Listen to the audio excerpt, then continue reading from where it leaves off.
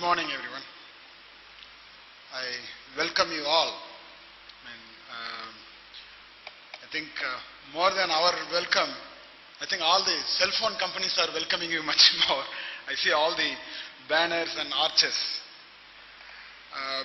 I'm very happy that so many of you have accompanied the students. I again join Pro VC in apologizing for not providing enough chairs. I wanted to start off with what I read recently. I asked for strength and life gave me difficulties to make me strong. I asked for wisdom. Life gave me problems to solve. I asked for prosperity and life gave me brain and brawn to work. I asked for courage and life gave me danger to overcome. I asked for love and life gave me troubled people to help. I asked for favors and life gave me opportunities. I received nothing I wanted. I received everything I needed.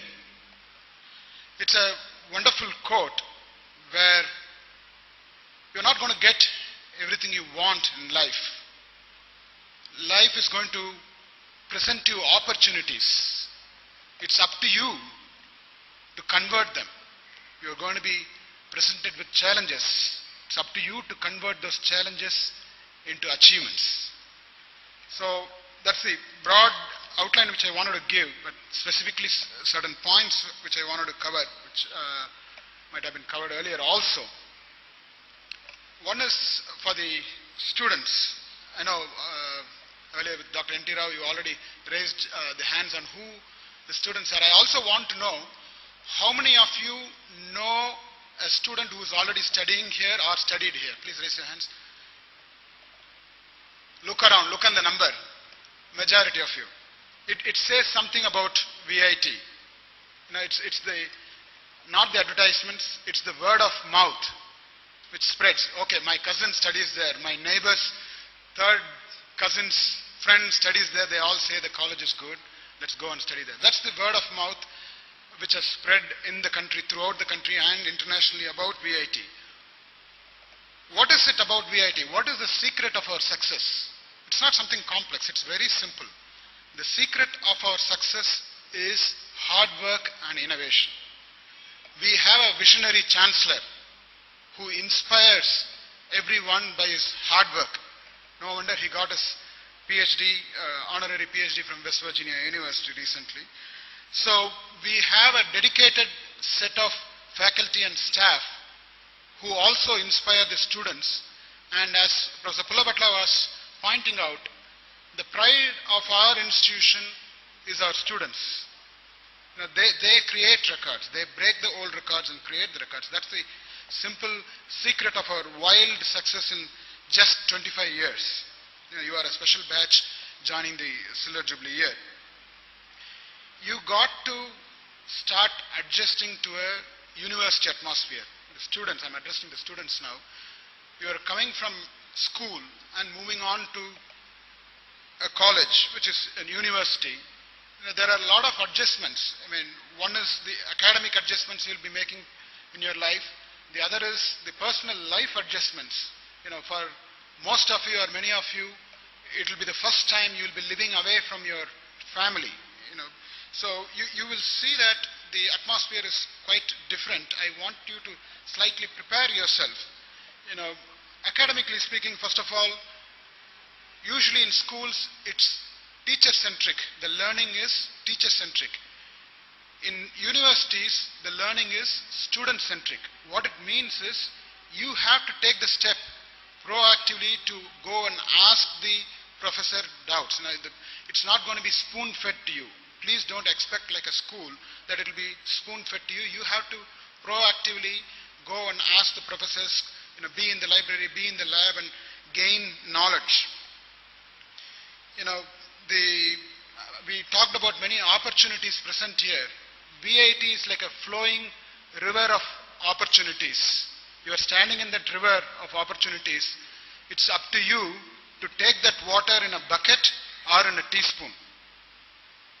you have to be utilizing all the opportunities you get at VIT. Traditionally what happens is many of the students fail some subjects in the first year. That's usually because students are under tremendous pressure during their 11th and 12th standard, because everybody says, anywhere you go, your uncle or aunt or anybody you see, they say, oh my God, you are in 12th standard, please study hard, this is your life, and all that. So you are like on a guided path, you are doing very well, and then now that you have got an admission in a prestigious institution, your life is all set, you start relaxing, and that's when it hits you, because the portions are not easy. The syllabus is quite vast, even in the very first year. So, you have to be very cautious that you do not end up with any failures. And, there will be plenty of freedom available to you, but freedom comes with responsibility, accountability. It's very important that you do not misuse the freedom, whether it's the hostel or the institution. So you have to learn to be responsible and accountable. And one more point which I wanted to mention is, again, you should be not worried about exams, but you should be focused on gaining knowledge. What you study for exams, mug up something in the previous days and vomit it in the exam, that's not going to work. You have to gain knowledge, so be application oriented. So when you choose projects, to execute, there will be many projects you'll be executing. Make sure that you gain knowledge. And another appeal to you is, make sure you take up some socially relevant ideas and solve those problems. India has got plenty of problems to be solved by engineers. I'm sure if you just open your eyes and look around in your society, you will find many problems which engineers can solve. I suggest the students to take up such socially relevant problems and solve them and get credit for it also. And the other topic which I wanted to touch upon is about ragging.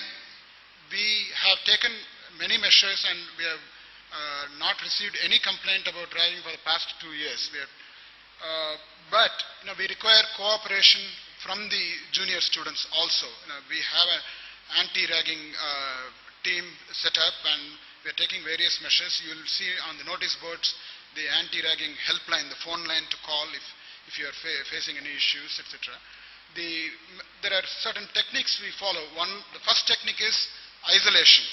That is, we isolate second years students from the first years, the bachelor's degree students.